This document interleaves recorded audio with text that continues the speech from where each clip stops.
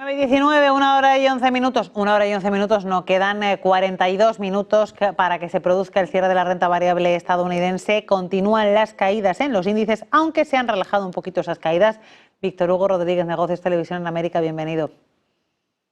Muchísimas gracias. Bueno, sí, nos quedan unos minutos para el cierre en una jornada negativa que obviamente habíamos anunciado ayer cuando teníamos el especial de los 100 días de Donald Trump. Muchas gracias, Alma, por darme paso a la transmisión desde lo que es, como ustedes saben, Negocios TV América. Hoy hay noticias sobre lo que pudiese pasar, que me llegan a la sala de redacción. Pónganse ese cinturón de seguridad que en 10 segundos les tengo una sorpresa importante, pero quiero que sepan que vamos a hablar de lo que pudiese estar pasando con la deflación e indudablemente aquella famosa frase que dice por ahí que vende en mayo y vete a descansar, sell in May and go away, además de lo que vemos con el Bitcoin y con el petróleo, que indudablemente está marcando nueva pauta. Para que ustedes tengan una idea, casi 4% abajo el petróleo el día de hoy. Eso es muy importante porque efectivamente le da la cachucha a quienes hablan de deflación. Y fíjense ustedes, porque ustedes entienden de que nosotros dentro de Negocios TV tenemos una cantidad de responsabilidades con ustedes. Hemos traído a un invitado que le pido al equipo de producción que por favor lo ponga, que es uno de esos personajes que indudablemente todos hemos visto y todos hemos seguido y tiene mucho que explicarnos el día de hoy. Yo hablaba un poco con él tras bastidores. Él no necesita carta de presentación. Su nombre es Edward Yardeni. Él es el presidente de su propia firma que, como estaba contándome, puso en el año 2007 y es sumamente influenciado por toda esta cantidad de cosas que están pasando a nivel global macro, además de que muchas de las, digamos, televisoras en inglés lo citan constantemente. Le doy la bienvenida, le doy las gracias. Ed, thank you for coming to our Negocios TV station. And I think the first question, as I telling you that we're very happy to have you here, is we want a full explanation on what to expect with everything that is happening today with the PCE, with the PIV, GDP, sorry. It's very important to see the markets actually very confused. So I would like to know what do you think about it and how you can help us to understand this, Ed. Thank you. Well, yes, I think the Federal Reserve is on hold. I don't think that they are in any rush to lower interest rates. As we saw, there's still inflation above 2%. It's not down at 2%.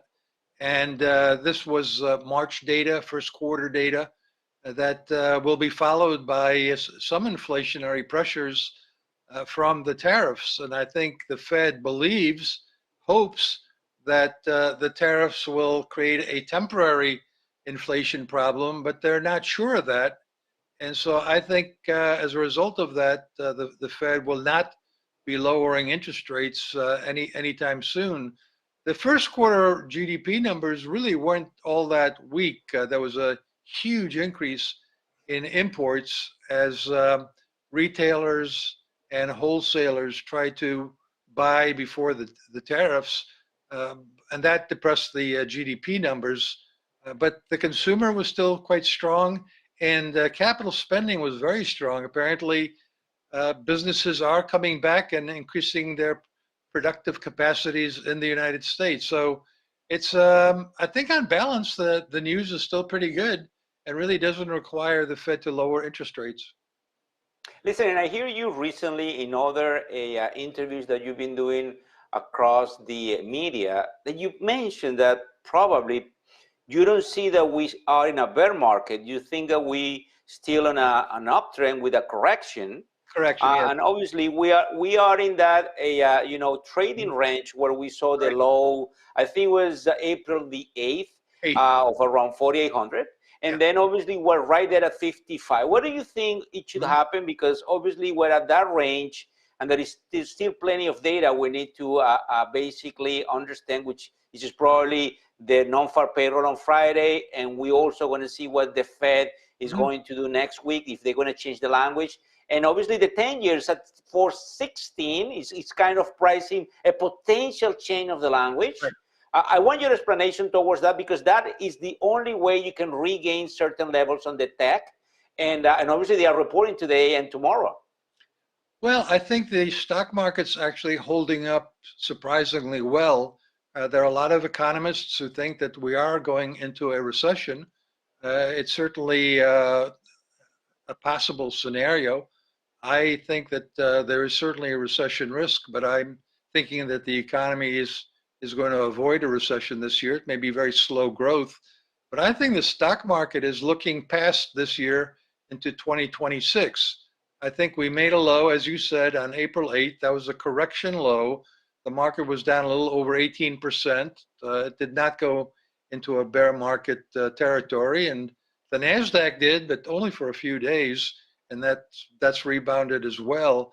I think from here on, because the President Trump postponed the tariffs on most countries except China, postponed them for 90 days. I think over this period, we're going to get some good news. And I think the president needs to declare victory. The progress has, in fact, been made in coming up with agreements with other countries on fair trade relationships. And I think that'll be a positive for the market. If the economy is too weak, I think investors will anticipate that the Fed might, in fact, lower interest rates. I don't think that's going to be necessary, but the market, I think, believes that the Fed put is on standby. It can happen if necessary.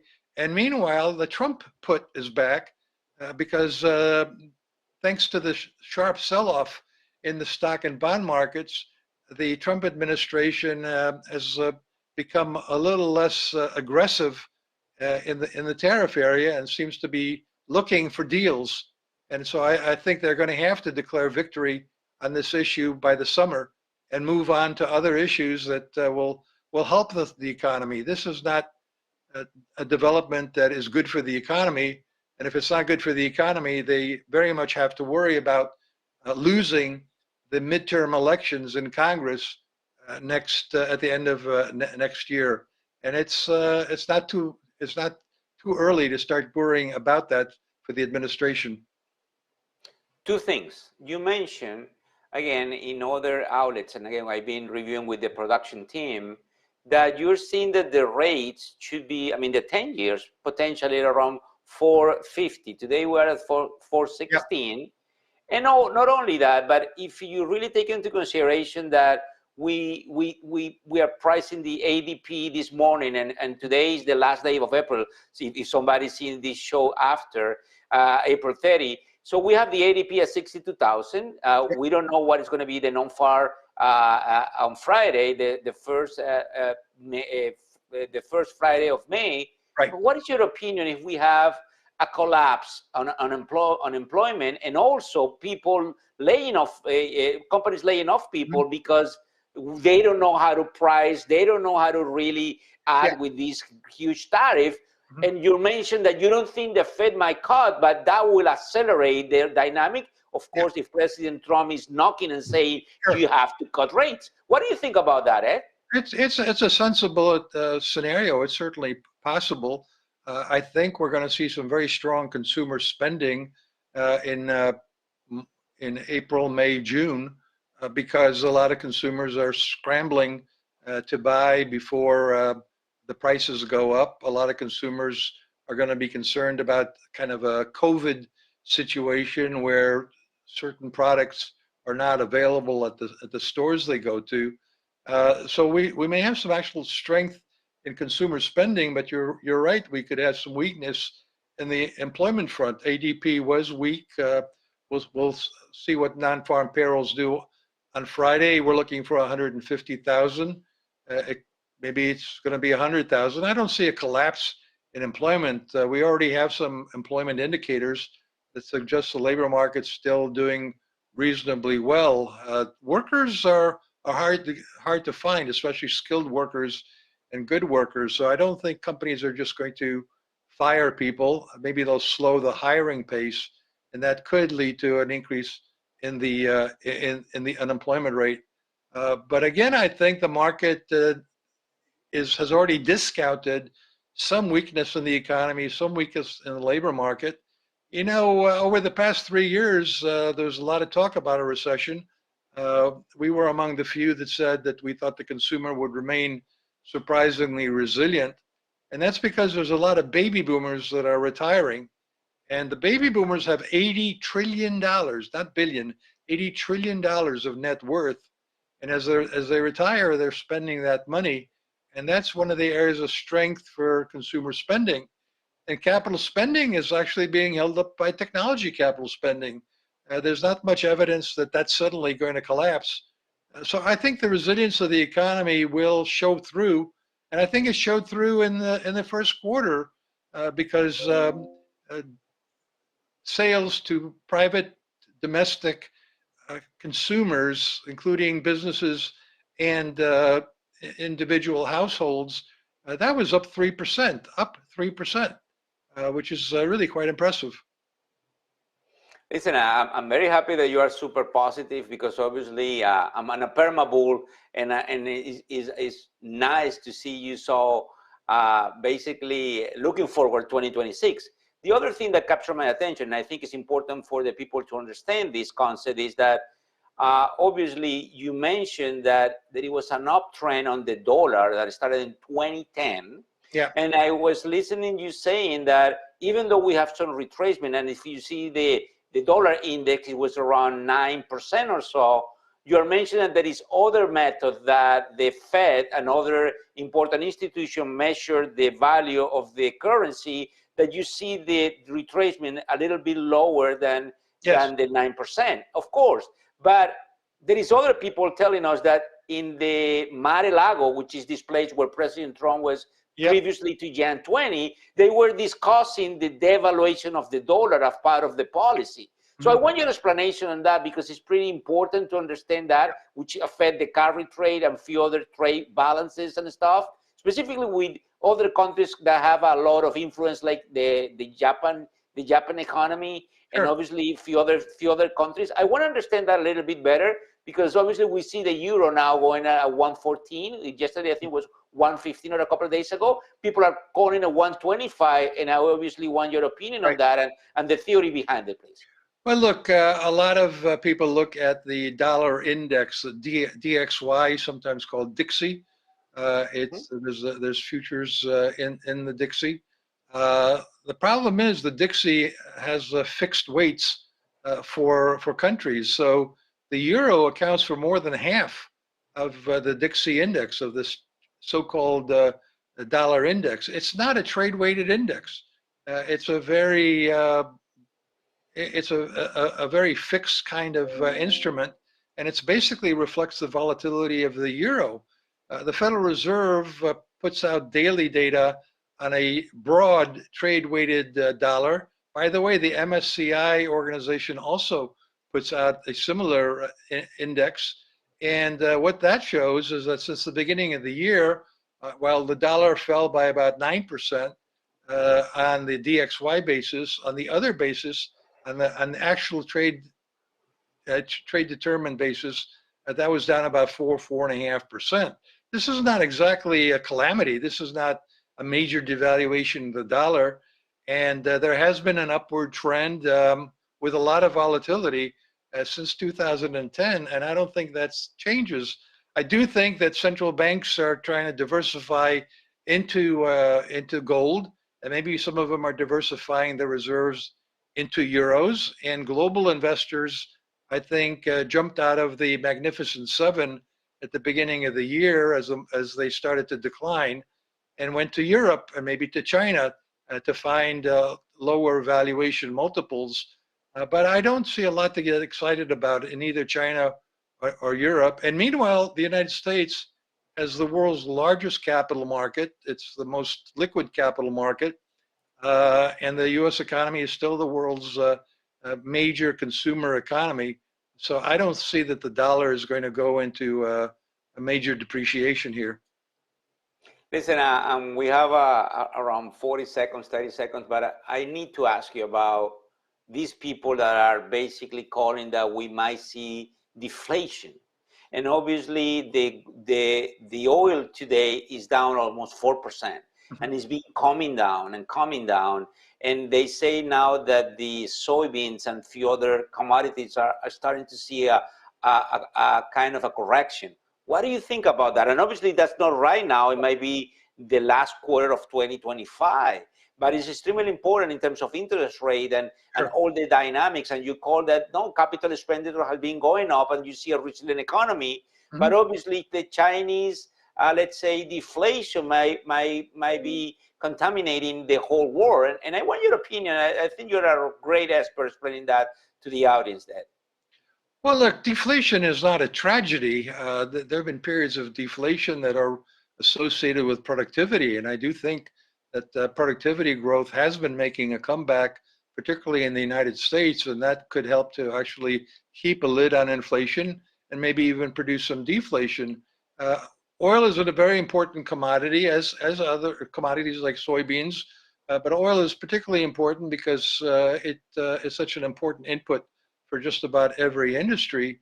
And I think that the deflation we've been seeing in the oil market reflects the fact that there's plenty of oil around. The supply is ample. The president of the United States has made it clear that he'd like the United States to produce even more oil.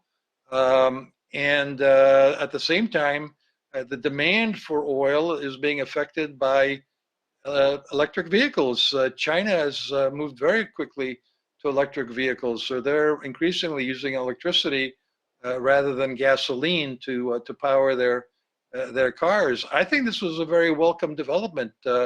Lower gasoline prices is a very, very big plus for global consumers. It makes them feel that inflation is coming down. It does have an immediate impact on their purchasing power, and I don't see anything wrong with that. I think it's a positive. Listen, thank you. Thank you for coming to Negocios TV. We want to keep inviting you from time to time. There is a lot of changes that are going to happen in less than 4 weeks. We'll like your opinion towards mid-May. We're going to do some announcement next week. Probably we're going to do a few things here in the U.S. And definitely we want to bring you on again. And thank you for everything. Pleasure. Yeah, all the best to you. Good luck. Thank you. Thank you. Bueno, escuchamos lo que nos decía el presidente de esta importante firma Yardeni Research, Ed Yardeni. Es uno de esos hombres importantes que nos puede explicar muchas de las cosas que pasan por el mercado. Nos explicaba algo interesante que ustedes van a poder ver después en alguno de los videos que vamos a estar haciendo para ustedes. Le voy a dar el paso a Alma, que viene con 2 noticias importantes de última hora, y ya sigo con ustedes. Adelante, Alma, cuéntanos. Sí, porque ya saben que en los últimos días ha aumentado la tensión entre la India y Pakistán tras ese ataque sufrido en Cachemira. Pues bien, Estados Unidos, a través del secretario de Estado, Marco Rubio, está intentando mediar para que la tensión disminuya entre ambos países. El secretario de Estado de Estados Unidos, Marco Rubio, al que ven en imagen, ha hablado esta tarde con el ministro de Asuntos Exteriores de la India, con Subrahmanyam Jaishankar, y con el primer ministro de Pakistán, Shehbaz Sharif, instando a ambos países a reducir las tensiones en aras de la paz y la seguridad en el sur de Asia, según un comunicado publicado por el Departamento de Estado en los últimos minutos. En una llamada con su homólogo indio, Rubio ha reafirmado el compromiso de Washington de cooperar con Nueva Delhi para combatir el terrorismo tras el ataque de Pahalgam. Al mismo tiempo ha hablado de la necesidad de condenar el ataque terrorista y establecer cooperación en la investigación del hecho, en una llamada aparte con el primer ministro de Pakistán. La oficina de Sharif, la oficina del primer ministro de Pakistán, ha publicado una declaración sobre su llamada telefónica con Marco Rubio, en la que el primer ministro ha pedido a Washington que ejerza presión sobre la India para reducir tensiones. Esa es la noticia de última hora que nos lleva a esa mediación de Estados Unidos en el conflicto abierto entre Pakistán y la India, y de ahí nos vamos a más asuntos de actualidad. Les hablamos también de Google a través de su CEO, Sundar Pichai, que desaprueba las propuestas del Departamento de Justicia. El director ejecutivo de Google ha argumentado que las soluciones propuestas por el Departamento de Justicia podrían socavar la investigación de la compañía, diciendo que son de gran alcance, tan extraordinarias. Al testificar en una audiencia sobre el caso antimonopolio del Departamento de Justicia contra Google, Pichai ha enfatizado que las medidas relativas al intercambio de datos no solo permiten a los competidores aplicar ingeniería inversa al motor de búsqueda de Google, el único foco de investigación y desarrollo de la compañía, sino que en consecuencia afectarían la inversión de la empresa. También ha expresado su preocupación de que las soluciones propuestas pongan en riesgo la privacidad de los usuarios de Google. Y terminamos mirando a la guerra entre Rusia y Ucrania. Palabras del presidente ucraniano Volodymyr Zelensky, que ha hablado de los esfuerzos diplomáticos realizados durante la sesión de hoy. Sigue pidiendo la detención de los ataques, detener las matanzas y buscar una solución negociada con Rusia. Vamos a ver sus palabras. Бажаю здоров'я, шановні українці, українки. Щойно говорив з Марком Карні, прем'єром Канади. Його партія перемогла на виборах. Я привітав прем'єр-міністра з цією перемогою і впевнений, що наші відносини з Канадою будуть і надалі міцними. Зараз Канада головує в групі 7. Ми обговорили нашу взаємодію на цьому майданчику. Я вдячний за готовність працювати з нами на рівні G7. Дуже цінуємо всю підтримку, яку Канада і канадійці надають Україні, нашій державі, нашим людям. Ми говорили з прем'єром про санкції проти Росії. Домовились, що сильні санкції за війну проти агресора і надалі потрібні. Говорили і про ППО для України, про дипломатію та комунікацію з ключовими партнерами. Я запросив прем'єр-міністра Карні відвідати Україну, Київ. Не сумніваюся, що лідерство Канади у захисті міжнародного права буде і надалі відчуватись. Сьогодні було також достатньо багато технічної роботи з нашими партнерами, дипломатичної роботи передусім. Ми готуємо зустрічі, готуємо перемовини, які відбудуться найближчим часом. Безпека – це головний пріоритет. Говорив сьогодні з міністрами. У нас в гостях були міністри закордонних справ та оборони Люксембургу. Передусім про нашу взаємодію в Європі та про підтримку. Хочу подякувати за підтримку України. Звісно, ми говорили про дипломатію, про необхідність повного припинення вогню, безумовного і на достатній період, щонайменше на 30 діб. Треба припинити удари, припинити вбивства і після цього шукати рішення на перемовинах. Ми готові до будь-якого формату розмови. Росія повинна припинити удари та війну. Була сьогодні доповідь керівника ГУР Буданова щодо ймовірних дій ворога та можливих небезпек. Була доповідь головкома Сирського. Доповідь тривала по всіх фронтових напрямках, а також дуже предметна по наших діях, по наших операціях і по наших кроках найближчим часом. Ще одне. Сьогодні ж у День наших воїнів-прикордонників привітав їх, подякував за службу Україні та відзначив державними нагородами. Пишаюся нашими людьми. Дякую всім, хто працює заради України. Всім, хто захищає нашу державу та українські інтереси. Слава Україні! Pues Víctor Hugo, te cedo la palabra de nuevo después de actualizar la información.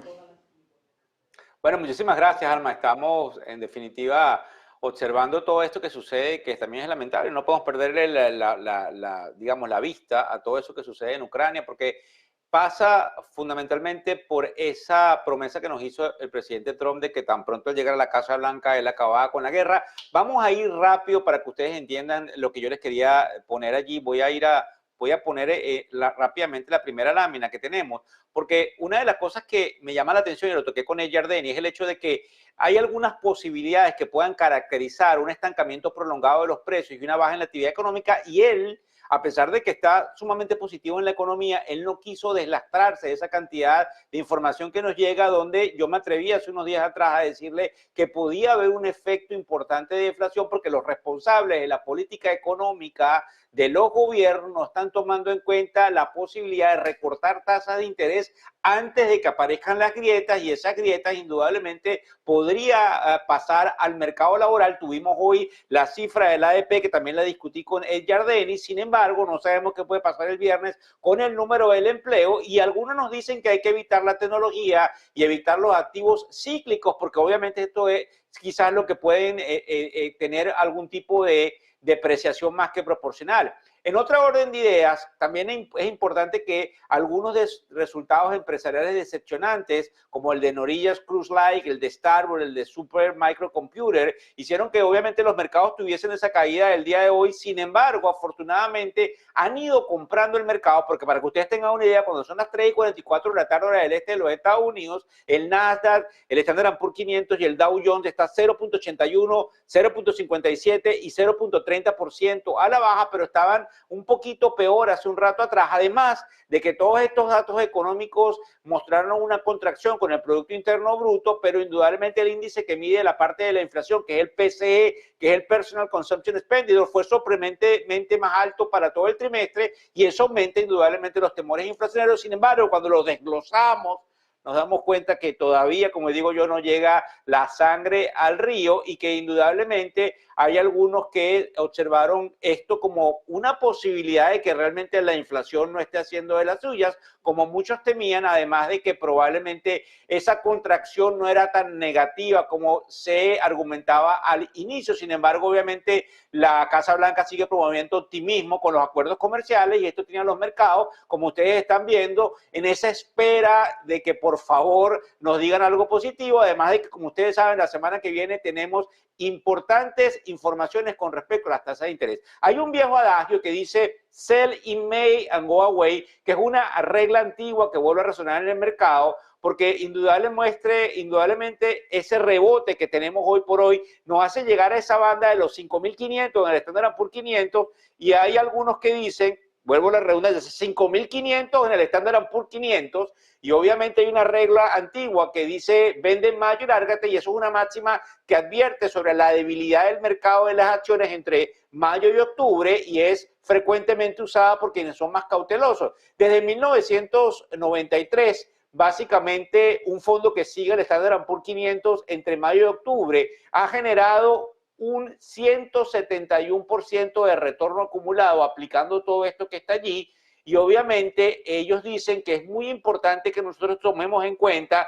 de que desde el punto de vista estacional, esto es uno de los factores que ha hecho que muchos vendan en estos niveles. Recuérdense que mayo empieza tan pronto como en las próximas horas, y que obviamente empiecen a recomprar a nivel de septiembre. Es interesante porque probablemente de esto vamos a estar escuchando en algunos momentos. Otra de las cosas interesantes que les quiero mostrar ahí rápidamente es algo que tiene que ver con la confianza del consumidor, que está en los mínimos de los últimos 5 años, con una caída significativa de la confianza en abril. Y eso deja mucho que desear, porque recuérdense ustedes que es muy importante las expectativas que tenemos quienes estamos consumiendo en la economía, y hay una preocupación generalizada por esa guerra comercial que hay indudablemente entre los Estados Unidos y China.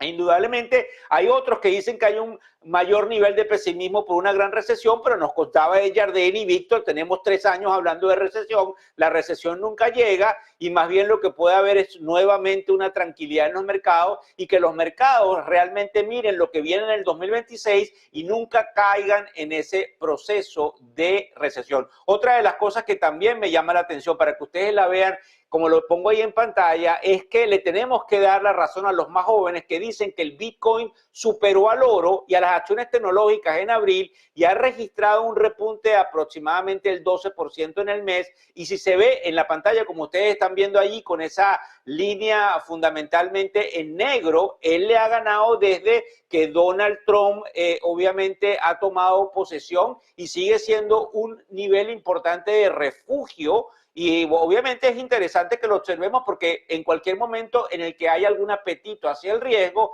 es muy probable que vayamos a estar observando una habilidad importante de que vuelvan a comprar el Bitcoin y lo vuelvan a poner por encima de los $100,000 por unidad. Le pido al equipo de producción que por favor nos traiga algún invitado que tenemos por allí con el cual queremos conversar específicamente acerca de cómo está viendo el mercado. Su nombre, y a ustedes lo han visto en la pantalla, es Steve Allen Lawrence, quien es el CEO de una firma importante a nivel internacional que se llama Balfour Capital Group. En su última intervención y en su penúltima intervención, Steve ha estado sumamente bullish en el mercado y nos ha dicho hay que olvidarse de lo que estás viendo porque el mercado tendería a ir hacia arriba. Mi primera pregunta, que obviamente la voy a hacer en español y después se las hago a él en inglés, es ¿qué está observando él del mercado ahora que estamos en esta banda de los 5.500, donde algunos marcan peligro en la entrada del mes de mayo? Steve, thank you for coming to our Tribune. You don't need a letter of presentation. You've been seeing,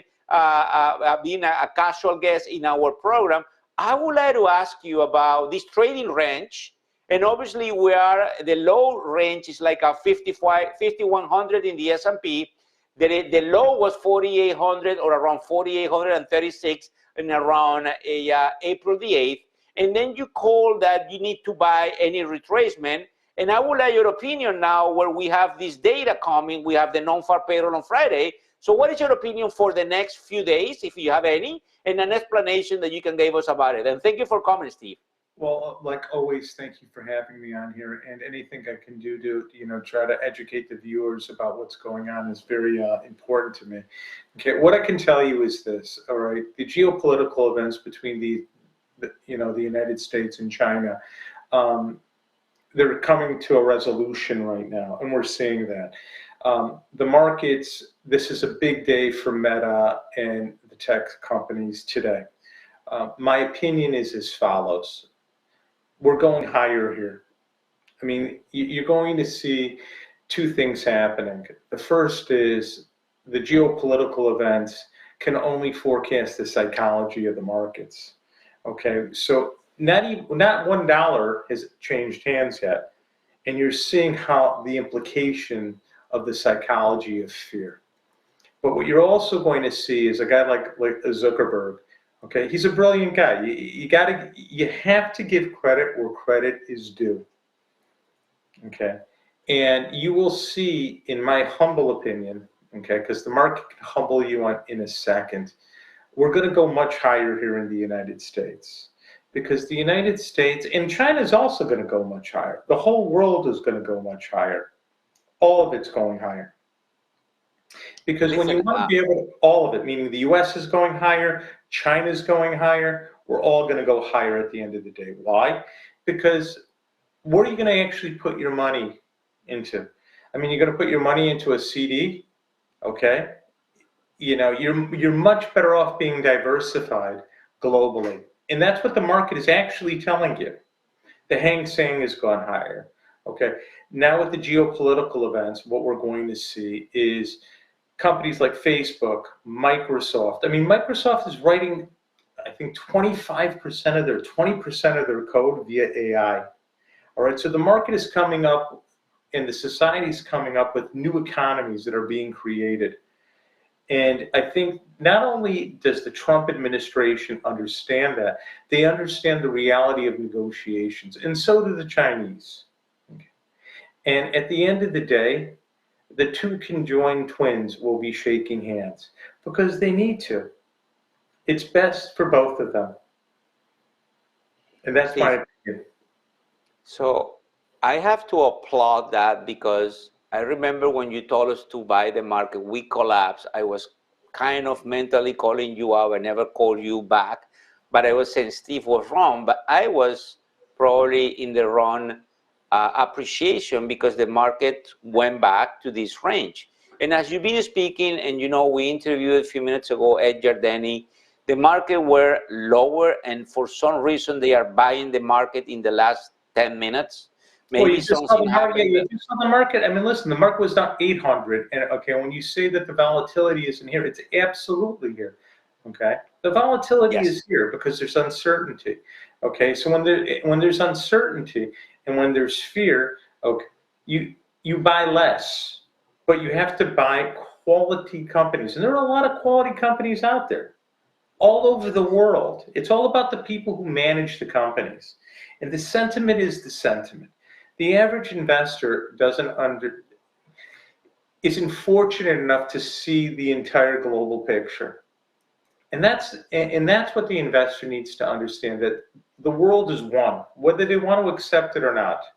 Okay, it is one world based on a global economy. So how do you dance through the raindrops?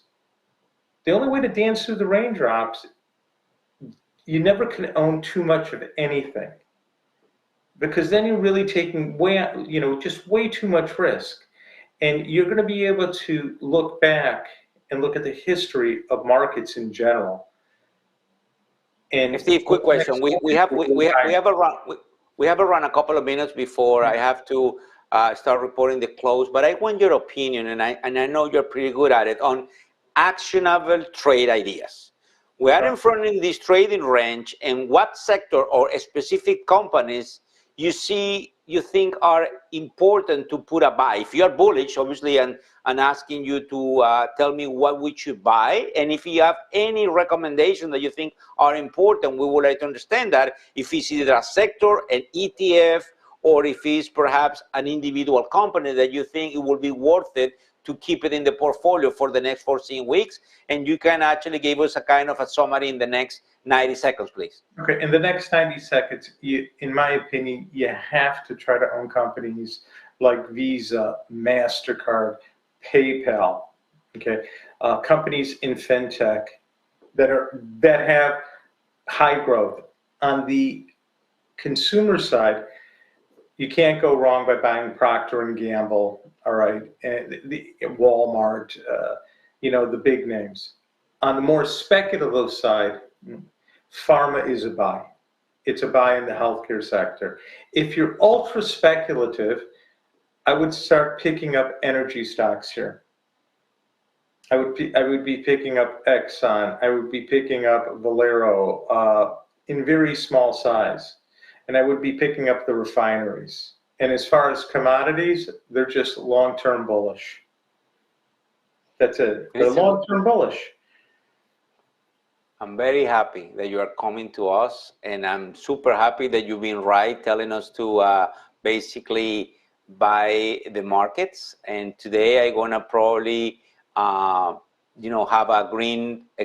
some sort of a ending. But before we go, we have another few seconds. Let's say 40 seconds. Mm-hmm. Tell us about the Bitcoin, Steve. We never talk about the Bitcoin, and I know you know how to handle that asset class. Any opinion? Because obviously we see the Bitcoin holding now are down around 1% for the day, but still at the 94,000, people are paying a lot of attention to it.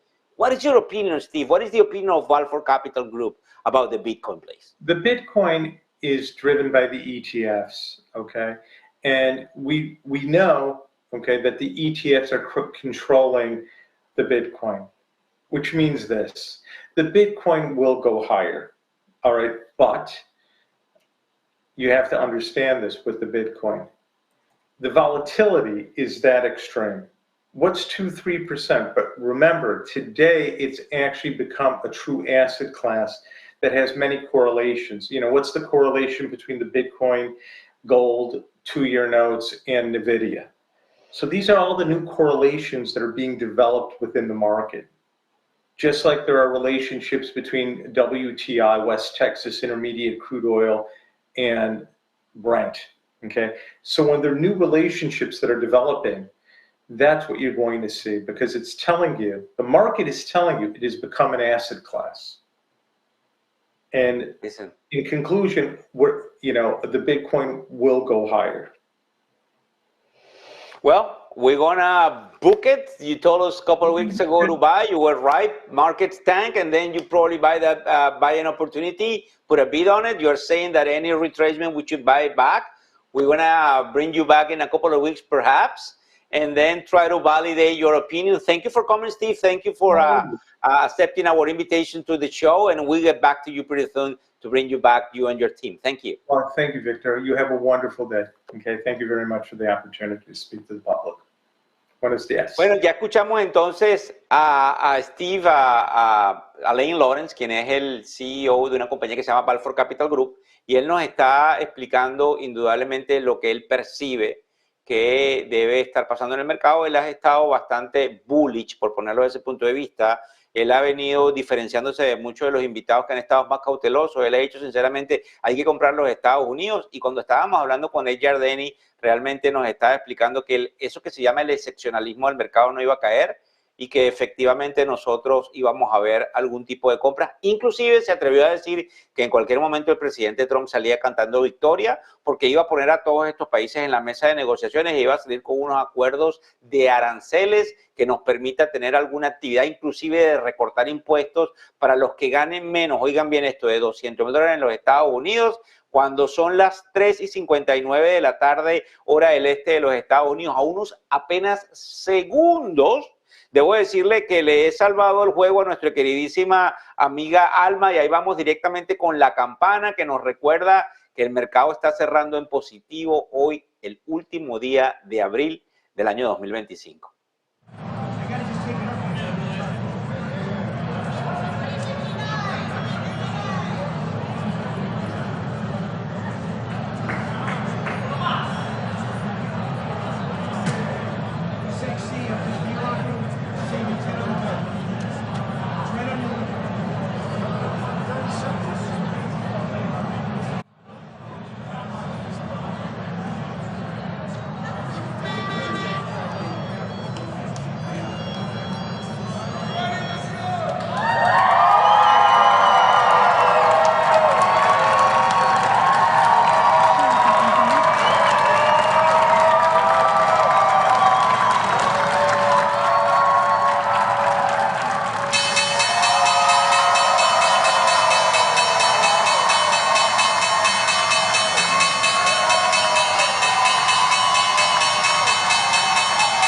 Auténtica fiesta de lo que se está viviendo en este cierre de Wall Street con Allspring Investment como compañía encargada de llevar a cabo el toque de campana, jornada marcada por la absoluta sorpresa. ¿Quién nos iba a decir en la apertura cuando esos índices de renta variable liderados por el Nasdaq caían cerca de un 3%, que el cierre iba a ser en positivo? Pues sorpresas que nos deja Wall Street en una sesión como la de hoy, nueva sesión convulsa, intensa, al calor de los datos macroeconómicos y de las declaraciones de la administración de Donald Trump. A esta hora, a falta de los últimos ajustes, lidera ganancias en la sesión Dow Jones, que avanza un 0,35 y que cotiza en los 40.668 puntos. Índice SP500 despide la sesión con avances del 0,2 en los 5.571 puntos y Nasdaq también se despide con subidas del 0,2% a los 19.584 puntos. Pendientes de la publicación de resultados de dos de las grandes compañías tecnológicas, Microsoft y Tesla, que han despedido la sesión con un comportamiento moderado. En el caso de Microsoft, finalmente en positivo, con avances del 0,3 en los $395 para sus títulos. En el caso de la compañía Meta, ha despedido la sesión también con cierta moderación en su comportamiento. Vamos a contarles ahora, después de ofrecerles el cierre de la renta variable estadounidense, cierre sorprendentemente en positivo, dos noticias de última hora, una de ellas de gran trascendencia. Puede suponer un importante avance en las negociaciones entre Rusia y Ucrania para alcanzar un alto el fuego. Y es que en los últimos minutos, según hemos conocido de palabras del enviado especial de Donald Trump para el conflicto entre Rusia y Ucrania, Kiev está dispuesto a hacer concesiones territoriales. El enviado especial del presidente de Estados Unidos para Rusia y Ucrania, Keith Kellogg, ha dicho en una entrevista con Fox News que Ucrania está preparada, atención, para ceder territorios a Rusia y poner fin al conflicto. Kellogg ha explicado que Kiev estaría dispuesto a reconocer, eso sí, únicamente los territorios actualmente ocupados por Rusia. Ucrania, por otro lado, no reconocería formalmente esos territorios como parte de Rusia. Entienden que cuando se establezca un alto el fuego, cada parte permanecerá en sus posiciones, dice Kellogg. Para eso están preparados. La semana pasada me dijeron que ya habían discutido este acuerdo.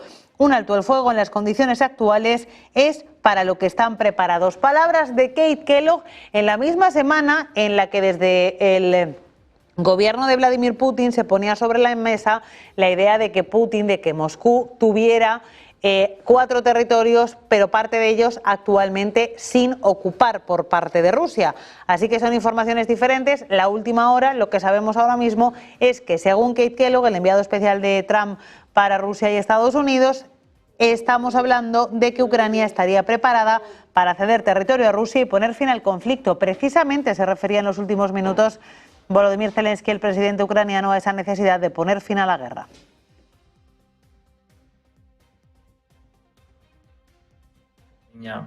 Вогню безумовного і на достатній період, щонайменше на 30 діб. Треба припинити удари, припинити вбивства і після цього шукати рішення на перемовинах. Ми готові до будь-якого формату розмови. Росія повинна припинити удари та війну. Y pendientes de la actualidad, también les hablamos de la cotización del petróleo, que se ha situado en mínimos desde el año 2021. Caída drástica del crudo Brent y del crudo West Texas, con un petróleo, como les decimos, registrando su mayor caída mensual desde 2021 en medio de un cambio de estrategia por parte de Arabia Saudí y al calor de los temores a una guerra comercial. Los precios del petróleo han caído de forma drástica en abril, con un Brent que baja durante el cuarto mes del año un 15% y un West Texas un 18%. Sus mayores caídas mensuales desde finales del año 2021. Arabia Saudí ha indicado que puede tolerar precios más bajos y podría aumentar la producción, lo que aumenta el temor a una guerra de suministros. La contracción de la economía estadounidense y la escalada de las tensiones comerciales entre Estados Unidos y China han perjudicado aún más las perspectivas de demanda. La OPEP Plus podría presionar para que se incremente la producción en su reunión del 5 de mayo, aunque las reservas de crudo de Estados Unidos han caído inesperadamente. Esto no ha logrado contrarrestar la preocupación generalizada por el exceso de oferta y la desaceleración del crecimiento mundial.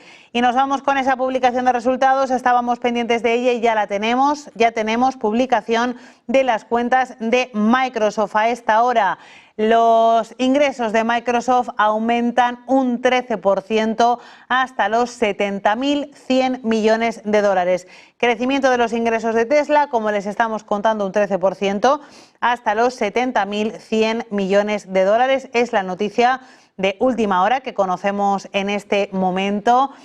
Y con esa noticia de última hora continuamos pendientes. Voy a contarles actualización de esos datos de Microsoft en tiempo real. Lo que sabemos a esta hora es que las ganancias por acción se sitúan también por encima de lo esperado, 3,46 dólares, se estimaba 3,21. Los ingresos, como les contamos, 70.100 millones de dólares, la estimación también era menor, 68.400 millones. 42.000 millones de dólares ha ingresado Microsoft por Azure y otras nubes. Un 33% más, la estimación era de un 31% más, ahí también hay mejora. Ingresos por productividad y procesos de negocio ofrecen 29.900 millones de dólares frente a la estimación de 29.600 millones de dólares. El crecimiento de Azure atribuible a inteligencia artificial es de 16 puntos, estimación 15,6. ¿Y cómo está reaccionando Microsoft? Pues con una verdadera fiesta en Wall Street. Ahí están viendo que la compañía ha despedido la sesión en los 394 dólares con 70, con caídas del 0,3. Pues está subiendo más de un 6% en mercado after hours. Cotización a esta hora para Microsoft, subidas en el mercado after hours del 6,5%, una auténtica fiesta, después de haber conseguido superar unas cuentas que ya de por sí eran muy exigentes por parte de la compañía tecnológica. También tenemos ya las cuentas de Meta, primer trimestre de Meta. Estamos hablando de las ganancias por acción, que en este caso se sitúan en 6,43 dólares, también con superación de expectativas. Con Meta había más miedo, había más temor. También hay interrogantes sobre, no solamente sobre cómo vaya a reaccionar el mercado ante las cuentas, sino también sobre, bueno, pues cómo va a transcurrir la rueda de prensa y las preguntas que le van a hacer a su CEO, a Mark Zuckerberg, acerca de ese juicio antimonopolio al que se está enfrentando por parte de la compañía. Pendientes de más datos sobre Meta, en cuanto los tengamos, les contamos última hora. Pues vamos ya a hablar de Donald Trump. Estamos pendientes de que comparezca en un evento con inversores, hora prevista, 10 de la noche. Veremos cuánto se atrasa el presidente de Estados Unidos. Vamos a analizar la situación con Juan Tugores, catedrático de Economía en la Universidad de Barcelona. Juan, bienvenido, buenas tardes. Hola, buenas noches. Tardes, noches. Pues Juan, quiero hablar contigo de esos 100 días de Donald Trump en la Casa Blanca que se conmemoran hoy. Él hizo ya un gran acto en la jornada de ayer y el foco de Donald Trump sigue siendo esa guerra arancelaria con China, esos intentos por arrancar un acuerdo a Xi Jinping, pero mientras tanto yo tengo la sensación de que está virando un poquito en sus recetas también hacia enfocarse en lo que tiene que ver con política interior, lo que tiene que ver con bajada de impuestos, etcétera. ¿Crees que Donald Trump percibe falta de reconocimiento a sus frentes abiertos a nivel interno? Bueno, yo creo que sí, si no tendrá gente próxima que se lo dirá. Donald Trump ya ha mostrado que su personalidad tiende a ser muy autocomplaciente. En las intervenciones de las últimas horas y probablemente la que hará dentro de un rato, pues mostrará una euforia que creo que él mismo sabe que no corresponde a la realidad, pero bueno, forma parte del marketing político al cual estamos acostumbrados en el mundo político en general y en el caso del presidente Trump en particular. El dato de hoy de crecimiento del PIB en el primer trimestre ha sido un toque importante. Los retrasos, aquella guerra en Ucrania que iba a parar en 24 horas, pues está tardando algo más de 24 horas, pese a los avances recientes, y el bazooka arancelario, como algunos llaman, está generando más disfunciones con efectos colaterales negativos sobre el coste de financiar la deuda de Estados Unidos, con el retraso en poder bajar los tipos de interés y con un pulso con China que se está endureciendo más de lo que seguramente el propio Trump y sus estrategas habían previsto. Te quiero preguntar también en un contexto como el actual, por esa de guerra comercial pasamos a guerra entre Rusia y Ucrania. Ha insistido desde no solamente el presidente, sino desde toda la administración Trump en que pues sobre la mesa está el hecho de que Estados Unidos deje de intermediar en el conflicto. ¿Hasta qué punto puede estar desgastando a Trump el hecho de no haber conseguido un acuerdo pasados 100 días de su llegada a la Casa Blanca? Bueno, yo creo que es un poco iba a decir una cura de humildad, es un poco, no sé si es una expresión que se puede aplicar mucho al personaje, pero sí está evidenciando que la Realpolitik, al menos fuera del continente, del espacio más próximo a Trump, la Realpolitik es mucho más complicada. Los actores no solamente atienden a la razón de la fuerza que cree tener Donald Trump, sino que tiene sus propios intereses, sus propios tiempos, sus propios objetivos. Que el acuerdo final va a ser paz por territorios con un formato u otro, pues está en principio descontado, y todo lo que sea dar vueltas que retrasen esa solución, pues serán pérdidas innecesarias en vidas humanas, en costes materiales, en ensañamiento de la situación internacional, y por tanto sería bueno ya, se han dado muchas vueltas al tema, sería bueno ya pues cerrar las hostilidades en el frente actual o algo parecido, clarificar el tema de las compensaciones en términos de uso de los recursos minerales y agrícolas de Ucrania, y ver si podemos articular un nuevo statu quo aquí en la frontera este de Europa, que alivie otro tipo de frentes, entre ellos uno que se habla poco, que es el frente recientemente abierto entre India y Pakistán, que puede ser tan peligroso más que la frontera, los incidentes entre Ucrania y Rusia, en fin, a un par de miles de kilómetros de distancia al este. ¿Crees que, lo hablábamos esta tarde con otro invitado, crees que el objetivo de Donald Trump es dejar el foco de la guerra comercial entre Estados Unidos entre Ucrania y Rusia lo antes posible para enfocarse en China? ¿Qué crees que le interesa más resolver antes? ¿O tener bajo control China o Irán? Bueno, es difícil de precisar. Los que tenemos una cierta edad seguramente recordamos una película de final de los años 60, principios de los 70, que se llamaba Demasiadas cuerdas para un violín. Demasiadas cuerdas para un violín, que, más allá del aspecto cómico, narra las vicisitudes de un personaje, de una persona que creía tener capacidad para hacer muchas cosas a la vez, no solamente profesionales, sino en otros ámbitos, y que al final acaba devorado por la pluralidad de líos en que se va metiendo. Cree que cada uno de ellos lo puede gestionar bien, pero la suma al final acaba acaba pesando sobre el personaje de una forma casi dramática. Yo creo que Trump está un poco en el síndrome de demasiadas cuerdas para un violín, quiere resolver todos los problemas de la humanidad tal como él los entiende, de una forma rápida, que al final no resulta ser tan rápida, y tarde o temprano tendrá que hacer lo que es la política, que es priorizar, priorizar, priorizar. Tendrá que priorizar en un momento en el que crees que ha abierto muchos frentes en estos 100 días que ahora tiene que ir cerrando. Sí, yo creo que la expresión que he citado antes de un artículo académico publicado, creo que fue en febrero, la diplomacia del bazooka, esta herramienta, esta arma de combate que lanza proyectiles de gran calibre a diestro y siniestro, muchas veces de forma indiscriminada, con lo cual, pues bueno, yo creo que se está aplicando la llamada esta diplomacia del bazooka, tanto en aranceles como en otros aspectos más allá de los aranceles, y es una técnica que el mundo actual es más complicado, requiere más precisión, requiere más finura, requiere más tener en cuenta los muchos vericuetos de problemas complicados, y la diplomacia o la gestión a través de técnicas de bazooka pues no parece la más adecuada para los tiempos en que estamos, los problemas que tenemos en la actualidad. Juan, un segundito que voy a contar los resultados de Meta más pormenorizadamente que acaban de salir, y doy la bienvenida a Víctor Hugo Rodríguez desde Negocios Televisión en América para que te haga él también alguna pregunta. Un segundito que cuento y enseguida volvemos contigo. Les estábamos contando los resultados de Microsoft, que han sido muy buenos para la compañía. La tenemos en el mercado After Hours cotizando con subidas muy intensas.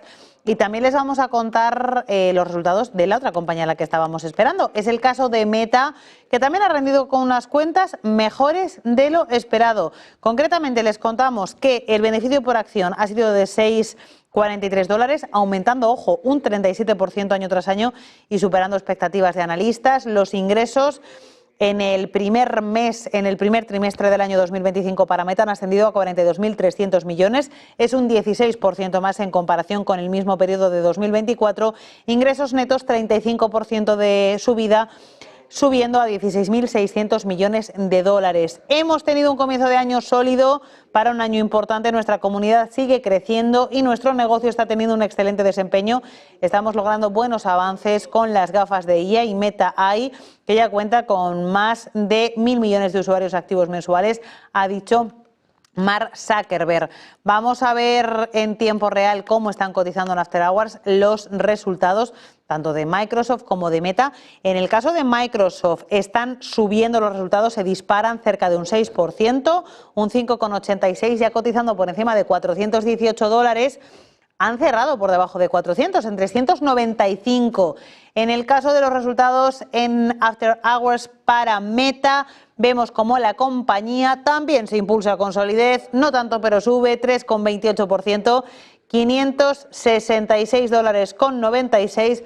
Ha despedido la sesión con caídas del 0,98 en los $549 por título. Así que celebran en el mercado Meta y Microsoft en After Hours esas cuentas que en el caso de ambas compañías les hacen brillar. Y ya tenemos sobre la mesa una nueva última hora, palabras del primer ministro ucraniano. Dice que el gobierno de Ucrania ha tomado la decisión necesaria para la firma de un acuerdo entre Ucrania y Estados Unidos sobre el establecimiento de un fondo de inversión para la reconstrucción. El fondo se basa en 5 principios clave: la igualdad, se crea el 50% y ambas partes tienen el mismo derecho de voto; mantenimiento del control, Ucrania conserva el control total sobre el subsuelo, la infraestructura y los recursos naturales; nuevas inversiones, no deudas, el acuerdo no incluye obligaciones de deuda; inversores y compradores garantizados, el fondo invertirá en proyectos y garantizará la compra de productos en régimen de compra firme; coherencia en el proceso de integración europea, el acuerdo no constituirá un obstáculo para la adhesión de Ucrania a la Unión Europea. El fondo se financiará, dice el primer ministro ucraniano, con contribuciones de Estados Unidos y Ucrania. Los beneficios del fondo se reinvertirán exclusivamente en Ucrania.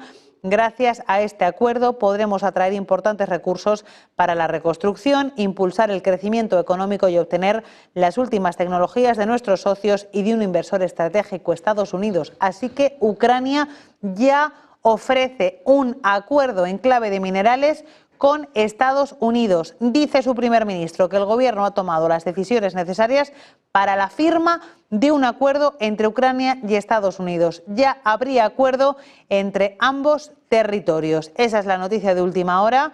Palabras del primer ministro ucraniano, acuerdo en clave de minerales y otros aspectos entre entre Ucrania y Estados Unidos de cara a poner fin al conflicto, de cara a poner fin a la guerra. Pues voy a dar la bienvenida de nuevo a Víctor Hugo Rodríguez. Hola, Víctor Hugo.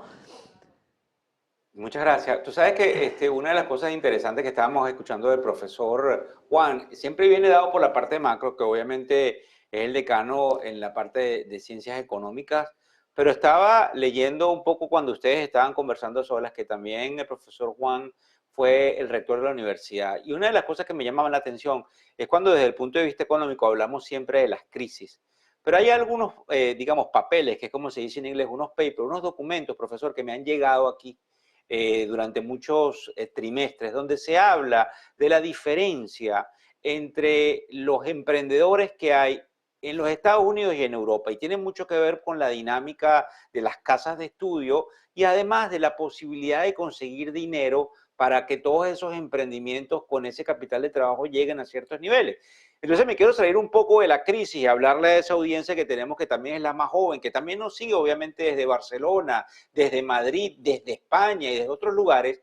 ¿Cómo usted percibe la habilidad de esta posibilidad de cambios que puede haber a raíz de todo este nuevo orden mundial, como queramos decirlo, para incentivar que en un país como España realmente se le dé cabida a esos jóvenes que usted tiene de primera mano que están estudiando economía y que vienen con excelentes ideas, pero se consiguen con una realidad que es que las instituciones no están preparadas para brindarle el capital de trabajo que ellos requieren? Y también le cuento esto y me quiero su opinión, porque mientras muchos están muy pesimistas con lo que pueda pasar con los aranceles y Europa, yo tengo otros analistas que me dicen vas a ver un crecimiento importante en Europa que no está todavía descontado por los mercados, entre esos inclusive el IBEX 35 de España. Y quiero su opinión al respecto de estos jóvenes de la parte de emprendedores que puede haber allá y qué está haciendo la casa de estudio para esto, por favor. Bueno, su intervención plantea muchos temas y muy complicados. Por ser sintético, por una parte, en el sistema universitario europeo en general y el español en particular, siempre hemos constatado una diferencia respecto al sistema universitario de Estados Unidos, y es que si comparamos la publicación de papers académicos a ambos lados del Atlántico, las tasas de éxito son prácticamente similares, pero en cambio cuando se comparan la traducción de estos avances científicos y tecnológicos en innovaciones, en patentes, la Universidad Europea, el sistema de ciencia europeo se queda muy atrás en comparación con el de Estados Unidos. Esto los universitarios europeos hace tiempo, décadas que lo venimos diciendo. Recientemente en el famoso informe Draghi es uno de los aspectos que se pone de relieve al señalar que el rezago, retraso que desde principios del siglo XXI está teniendo la Unión Europea frente a Estados Unidos se debe básicamente a un retraso en innovación, en menos generación de capital de empresas jóvenes, de empresas de startups, y el informe Draghi asume una recomendación que desde el sistema universitario europeo siempre hemos dicho, y es que hay que potenciar en las universidades europeas, sobre todo pensando en nuestros jóvenes que tienen excelentes ideas, que tienen excelente potencial, no solamente la sabiduría académica, que obviamente los fundamentos son importantes, sino su traducción al mundo empresarial. El ecosistema de innovación debe estar más unido en Europa al ecosistema, digamos, de generación de conocimientos en el mundo académico. Esta es una asignatura que tenemos, las universidades norteamericanas nos dan un gran ejemplo y a ver si en Europa nuestros políticos siguen el informe de Draghi también en este punto y traducimos el capital humano de Europa en general y de nuestros jóvenes en particular en más innovación, en más creatividad, en mejor tecnología que nos permita que la economía europea, como usted mencionaba al final de su intervención, en los próximos años mejore sus tasas de crecimiento basado en lo que es el activo fundamental de las sociedades modernas, que es el capital humano y la innovación. Bueno, fíjese bien, profesor, yo estoy sumamente complacido de escucharle eso que obviamente me parece fundamental, para el crecimiento con las nuevas generaciones. O sea, creemos que la labor que hacemos, inclusive la que yo me he propuesto desde la Tribuna de Negocios TV América, tiene mucho que ver con eso, puesto que para nosotros, como usted lo dice allí, es punto de honor y punto importantísimo el tratar de enlazar a esas nuevas generaciones producto, y aquí también quiero su opinión, que como nos decía Ed Yardeni, que es un excelente analista global macro y tiene una firma bien reconocida en los Estados Unidos, y más temprano lo pude entrevistar, él habla de la transferencia de riqueza, y esa transferencia de riqueza no nada más se ve en los baby boomers, como se llama esa generación en los Estados Unidos, sino también en Europa, donde hay una necesidad de mano de obra de estos jóvenes, y es importante en eso que usted llama el informe Draghi. Y la otra cosa que creo que me llama la atención es si usted no siente que ese sentimiento tan negativo que hay en Europa más bien sea un sentimiento contrario de lo que podamos ver en los mercados de capitales, que indudablemente nos pueden demostrar que Europa, a pesar de todos los sinsabores, puede crecer bastante bien en este 2025. ¿Qué hay en esa dimensión desde el punto de vista de la medición econométrica que hay de lo que pudiese ser Europa más allá del 2025 en el caso de que todo salga bien? Bueno, en Europa tenemos sobre todo una lista de deberes, tanto el informe Letta como el informe Draghi es una auténtica lista de deberes. El informe Draghi, recordemos que tiene 400 densas páginas con centenares de propuestas, y algunas de ellas tienen que ver con lo que estamos hablando. Por un lado, Estados Unidos tiene mucho más desarrollados los mercados de capitales, la forma de obtener financiación más allá de los préstamos bancarios. En Europa somos más dependientes del crédito bancario que de los mercados de capitales. Es una de las asignaturas que seguramente, para dar más potencial, más agilidad financiera a las nuevas ideas empresariales, deberíamos ser capaces de sacar más potencial del mercado de capitales aquí en Europa, pero es que en Europa nos encontramos con un problema casi previo, y es que el mercado de capitales europeo no existe plenamente integrado, no tiene la profundidad ni el grado de integración que tiene el de Estados Unidos, y por tanto todos los proyectos de modernización de Europa, todos los proyectos de más Europa, todos los proyectos de intentar sacar todo el potencial de la integración europea, una de las dimensiones que reaparece continuamente es el crear un auténtico y profundo mercado de capitales europeo verdaderamente integrado, que supere las barreras de las fronteras nacionales que de forma visible e invisible siguen existiendo. La Comisión Europea, en sus planes de trabajo para 2025, ha presentado un proyecto que, bueno, falta ver la letra pequeña, que se llama la Unión de Ahorro e Inversión a nivel europeo. El sistema financiero al final hace esto, captar el ahorro y canalizarlo hacia la inversión. En Europa subsisten todavía muchas barreras internas entre los países que dificultan una verdadera transferencia eficiente del ahorro e inversión, y por tanto esto enlaza con la necesidad de tener en Europa un mercado de capitales homologable al de Estados Unidos, que permita financiar con fluidez las ideas que nuestros jóvenes tienen en una proporción, en una cuantía y una calidad no inferior a las ideas que puede haber en Estados Unidos, pero que por el camino, si no tienen estas facilidades de financiación, estos apoyos de un mercado integrado europeo, pues a veces no acaban traduciéndose en las realidades que nos harían falta para que el futuro de Europa fuese mejor y tuviera más dinamismo del que ha tenido últimamente.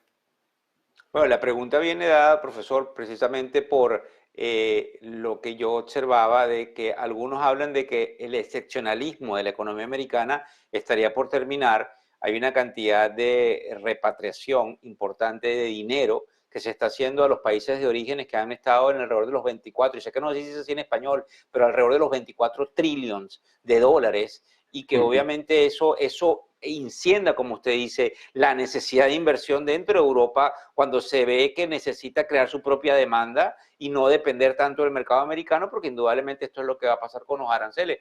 Yo le doy las gracias a todo lo que usted nos está explicando, y espero inclusive ponerme a la orden para tratar de incentivar ese gusanito de inversión en los jóvenes y en los proyectos que para mí son muy importantes en pro de la buena guía de Europa hacia adelante. Le doy el paso a Alma, que nos estaba por detrás, estaba tratando de entender lo que estábamos haciendo, y le doy las gracias, profesor, y después lo entrevistaré yo en alguno de los programas que tengo yo para que hablemos bastante de ese tema fundamental catedrático que forma parte de lo que ustedes hacen desde la Universidad de Barcelona. Muchísimas gracias. Gracias a usted y a su plena disposición, por supuesto.